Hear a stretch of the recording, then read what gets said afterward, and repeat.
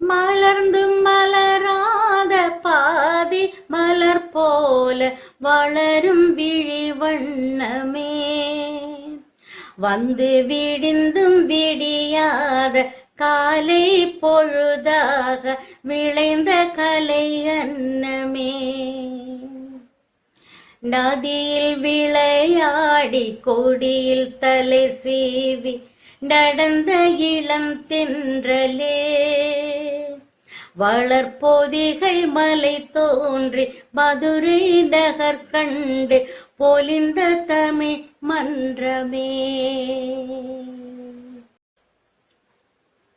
மலர்ந்தும் மலராத பாதி மலர் போல வளரும் விழி வண்ணமே, வந்து விடிந்தும் விடியாத காலை பொழுதாக விளைந்த கலை அன்னமே.